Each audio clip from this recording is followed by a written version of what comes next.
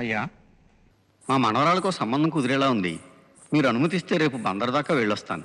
అలాగే. అమ్మాయి, కాసిన మంచినీళ్ళు పట్టరా. నిన్నేనమ్మాయి, మంచినీళ్ళు పట్టరా. అమ్మాయా? అమ్మాయి ఏమిటి? నాకు పేరుందిగా.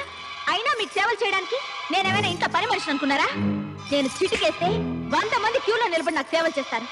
నేను ఇంటర్నేషనల్ సిమెంట్ ఫ్యాక్టరీ యజమాని కూతుర్ని. ఆయన కోట్లాస్తికి ఏకైక వారసురాల్ని.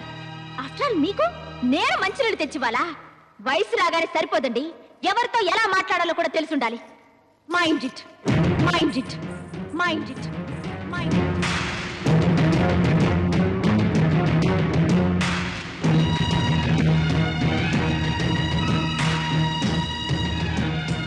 అయ్యా, ఏదో తెలిసి తెలియనితనం, పాపం చిన్నపిల్ల. ఇందులో తన తప్పేముంది ఆచార్య గారు? 10 మందితో సేవలు చేయించుకోవడానికి అలవాటు పడ్డ అమ్మాయికి పని చెప్పడం మన తప్పు. అన్నయ్య, మంచినీళ్ళు. ఎరా, నువ్వు ఇంకా పొలానికి వెళ్ళలేదా? బయలుదేరుతా అన్నయ్య.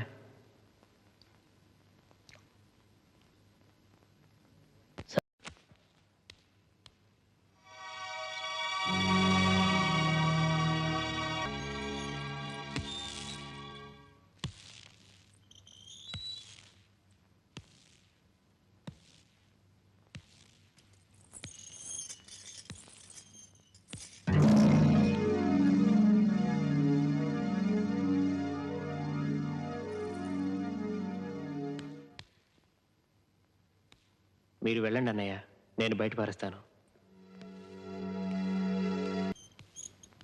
ఆడదానికి ఉండాల్సింది ధనం, దర్పం కాదు, వినయం, విధేయత. ఏమిటా డొంక తిరుగుడు మాటలు? చెప్పాల్సిందేదో సూటిగా చెప్పు. డొంక తిరుగుడు కాదు, సూటిగానే చెప్తున్నాను. ఆడదానిలా ప్రవర్తిస్తే మర్యాదగా ఉంటుంది.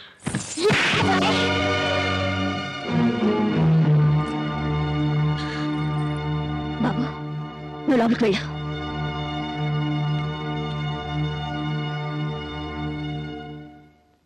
ఇంత గొప్ప కుటుంబానికి కోడలు వయ్యుండి సభ్యత, సంస్కారం లేకుండా మగాడి మీద చేయి చేసుకుంటావా? కనీసం పనివాడు ఉన్నారని ఇంగిత జ్ఞానం కూడా లేకుండా పోయిందా నీకు? తప్పుడు మాట అంటే చెంప పగలగొట్టాను. తప్ప?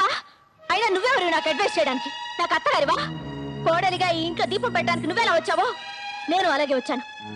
దీపం పెట్టడం అంటే నూనె పోసి వత్తి వేసి వెలిగించడం కాదే. పోయే వరకు మనం బ్రతకాల్సిన ఈ ఇంటి పరువు, మర్యాద కాపాడమేనే దీపం పెట్టడం అంటే. నువ్వు చెప్తే తెలుసుకోవాల్సిన స్థితిలో నేనేం లేను. నేను నీకంటే ఎక్కువ చదువుకున్న దాన్ని, నాగరికత తెలిసిన దాన్ని.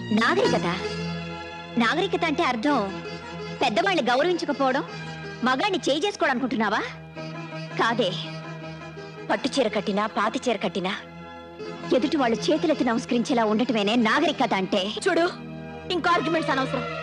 నీతో నీతులు చెప్పించుకునే అవసరం గాని, అడ్డమైన వాళ్ళ ముందు తలంచి బ్రతకాల్సిన కర్మ గానీ నాకు లేదు. నిన్ను తల వంచుకుని బ్రతకమండం లేదు. నిన్ను కట్టుకున్నవాడు తల దించుకునేలా ప్రవర్తించొద్దంటున్నాను. నువ్వు వాడిని కొట్టావు, వాడిని తిరుగు కొట్టుంటే నీ పరువేమయ్యేది? ఈ కుటుంబ ప్రతిష్ట ఏమయ్యేది?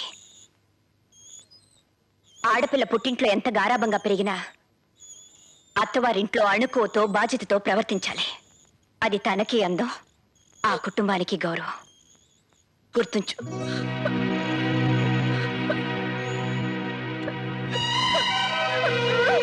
ఏమిటి అలా చూస్తున్నావు? మీ ఆవిడ ఏడుస్తూ వెళ్ళిందనా? వంట రాదని ఇంకా ఎన్నాళ్ళు తప్పించుకుంటావు? త్వరగా నేర్చుకొని కాస్త గట్టిగా గసిరాను. ఏ, మీ ఆవిడ నేనేం అనకూడదా? ఆ హక్కు నీకు తప్ప ఇంకెవరుకుందోదినా? నీలాంటి దేవతకే కోపం వచ్చిందంటే అది చేసిన తప్పు చిన్నదై ఉండదు. నన్ను క్షమించు. అవే మాటలు రాజా. అవునదినా, అది నాలో సగం కదా. దాని తప్పులో కూడా నాకు సగభాగం ఉంటుంది.